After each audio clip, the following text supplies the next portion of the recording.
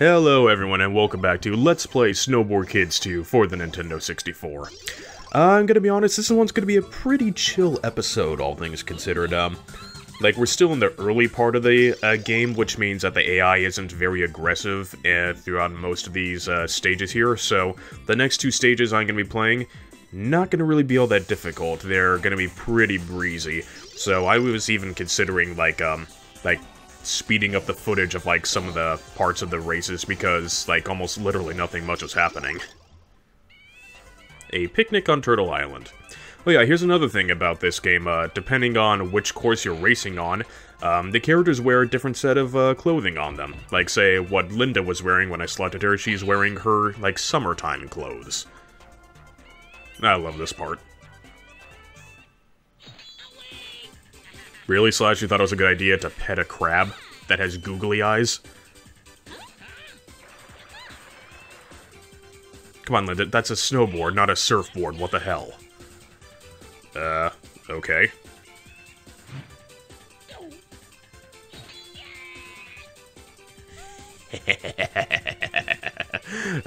Schadenfreude.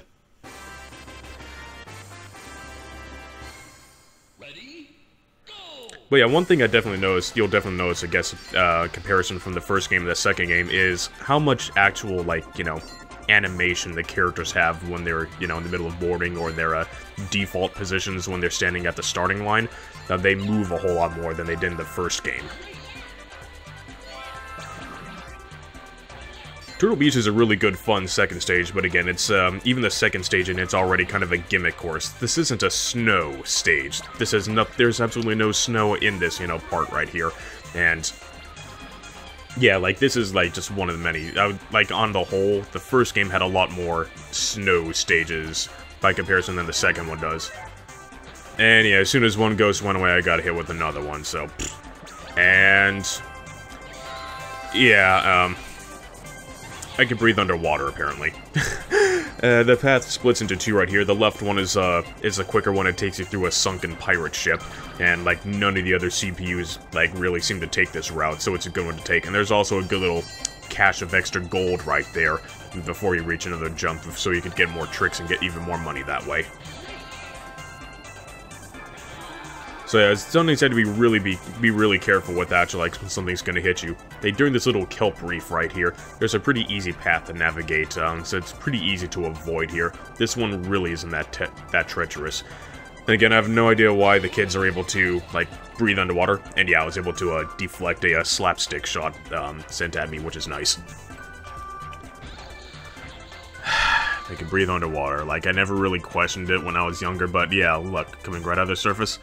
No breathing apparatus, no nothing, you could snowboard underwater. What the hell, right? But yeah, about the frames of animation, I actually first noticed that, Atlas and the developers, Ractum, actually did more of that with Snowboard Kids Plus, which is a Japan-exclusive, a PlayStation 1 expansion on the original game. It's like a Snowboard Kids 1.5 in that it actually continues the story after the first original Snowboard Kids game for the N64, then introduces more characters and everything, but it keeps all the same courses, all the music and stuff. It's just, more characters, really. And that game had quite a bit more actual frames of animation than the first game did, so... And also the controls in it were a bit tighter too, so they really, got a lot of stuff that developed for the second game based on experiences trying to refine the first game for the PlayStation.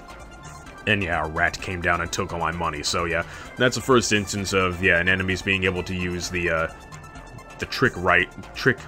I was about to say rats and mice, but I said it together and I said trick rice. I was like, what the hell am I talking about? Improv speaking is not really my strong suit, but yeah, your enemies can use the rats on you and take all your money away. And again, get used to seeing the ghosts around you when you're in first place a lot. I find that frying pans weapons are nowhere near as common in this game as they were in the first game, and ghosts, however, became the far more common weapon that enemies pick up in order to attack you with. So, get used to trying to drive around with only half your speed. And I like how the lifts in this stage are actually giant sea turtles just taking you up to the top again. I mean, what else would they have down there? But even so, this has just a really fun soundtrack. It has a good sense of color design, too, and everything. It's the thing that I liked about this game. That's just, it has a pretty far draw distance as far as, you know, like a technologically, like, say, what's the word, competent Nintendo 64 games goes. I would say this one's actually really nice. I actually like the draw distance better in this game than I actually in the two N64 games that I do in the PlayStation one, because that one doesn't have like a very good sense of distance fog that with things like that just coming out of it slowly and gradually. That one just has like large massive walls of polygons just pop right into existence, so it almost looks like you're driving into a void and then all of a sudden, boom, level geometry right there, right in front of you. So it wasn't actually, I think that was my own rock that I tripped over too. That's pretty embarrassing.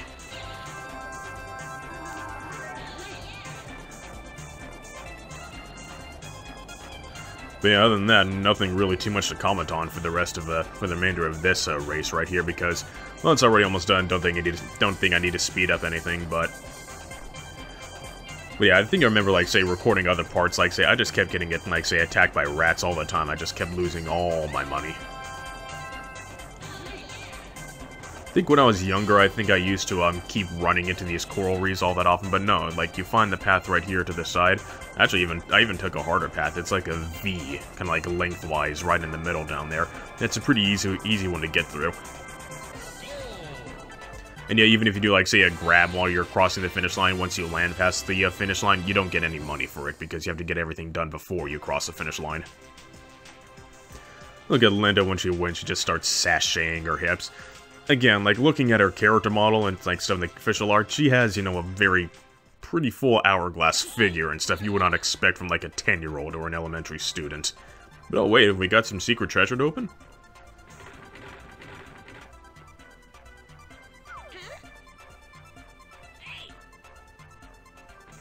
You know there's a latch and a handle on the front slash. What are you getting angry for? Open it properly.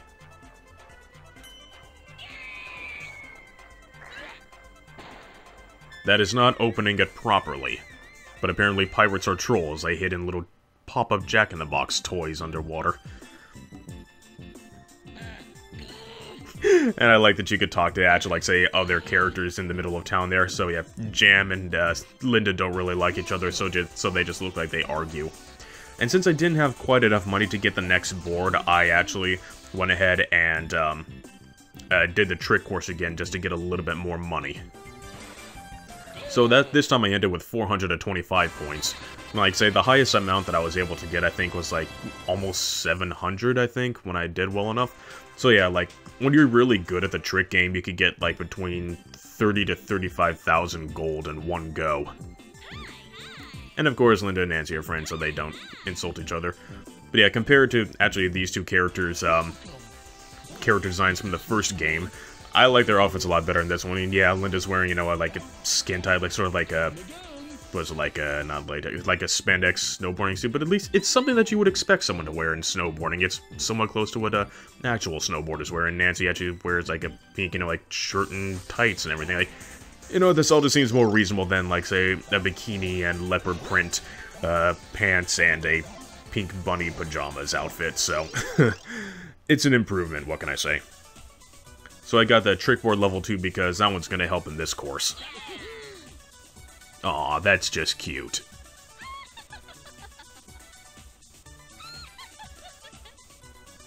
Aw. Now they're jealous because theirs is bigger. Wait, what? Holy shit, Slash, really? Really, man? You dick.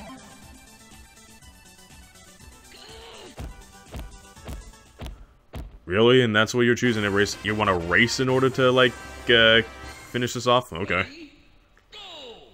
But I do find it kind of interesting, at least on this course, based on the cutscene. This one has Linda, Nancy, and Wendy up against Slash, who was the one who shot them with a bomb. So, you know, if I played as any of the other characters, it really wouldn't have made any sense. So I find it a bit funny that the lineup for this particular, like, event kind of, like, matches up with the preceding cutscene. Yeah, Jingletown, I think, has one of my favorite pieces of music in the game. Like this one, and I think one for the next one, Linda's Mansion, yeah, since that's an actual course. And the final stage, along with the final boss fight, music is probably my favorite pieces of music in the game. Like, of all, like, say, the snow ones, I'd probably say, out of all, like, yeah, exactly the snow-related courses in this game, this one and the last one are definitely my favorite. Jingletown is just a fun little, like, basic romp through a Christmassy place. Like, there is, like, say, wreaths hanging on the side of holly. Like, everything has a very Christmassy feel in this one. Like, you can, like, yeah, even all the, like, little sprites of all the people up on there on the side next to the houses, they all look like Santa's elves and workers. Be careful here when you're on this open field, because there's a whole bunch of pink bunnies just walking everywhere, and yes, you can, like, trip right over them.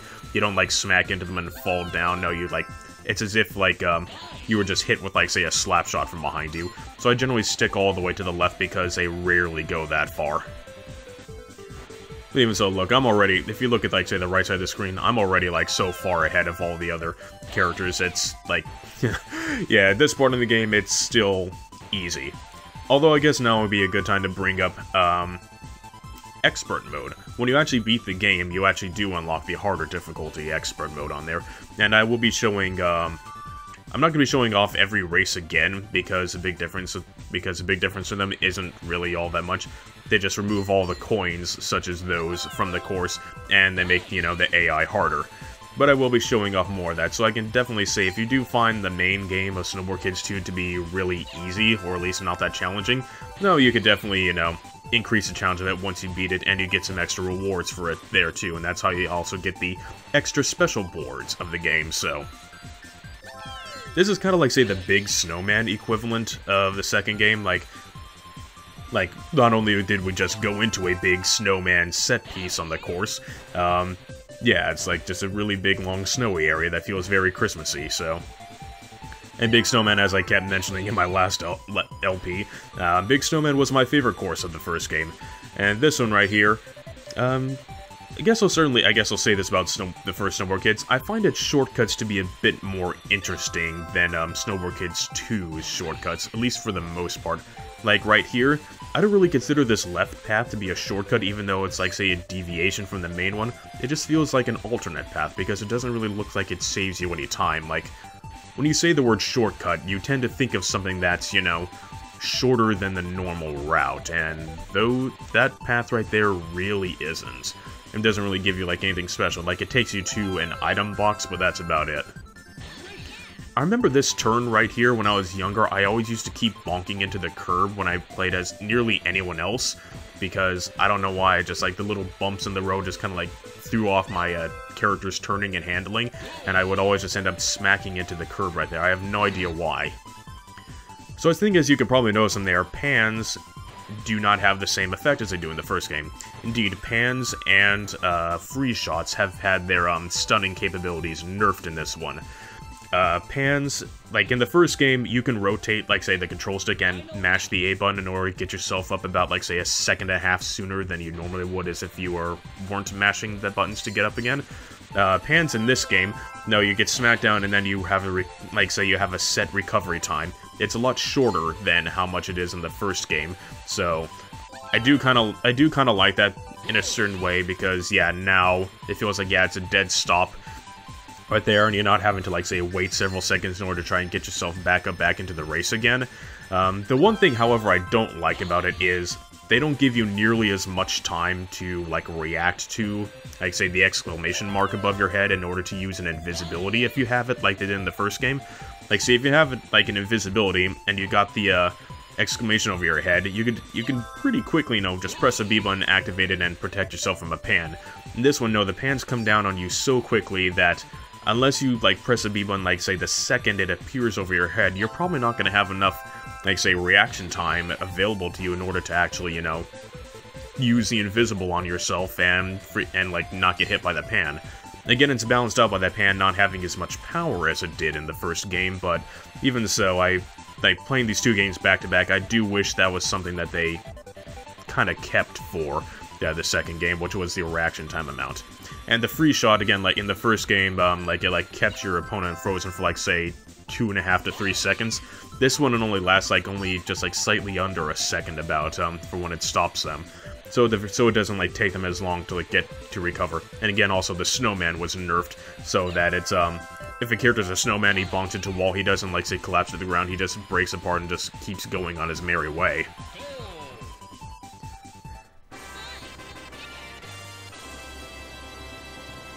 And speaking of it, Linda trying to, like... Oh, yeah.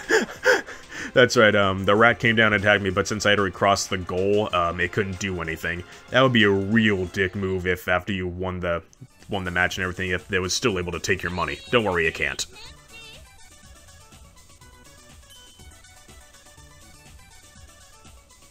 What in the... What is this? It's a button.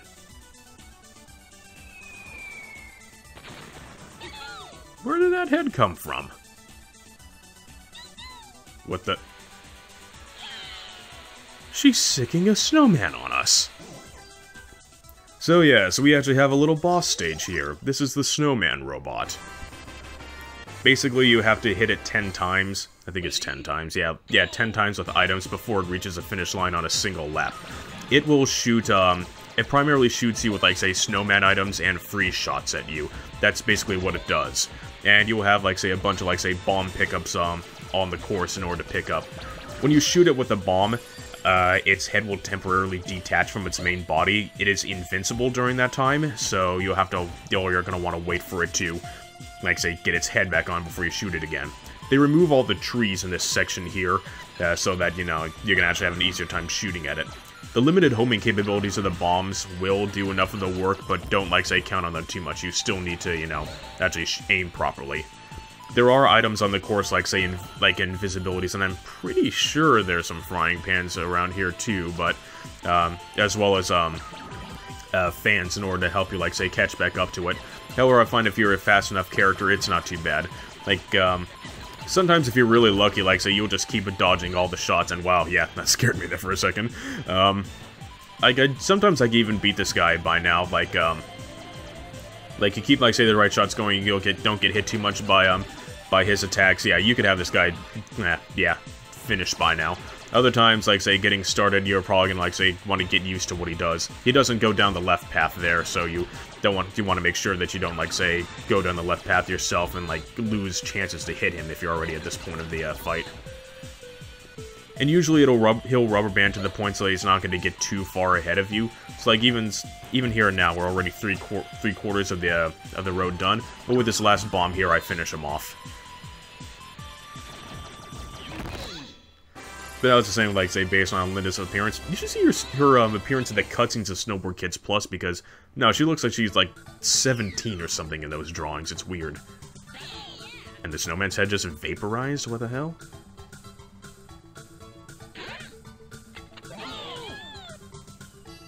It can't be.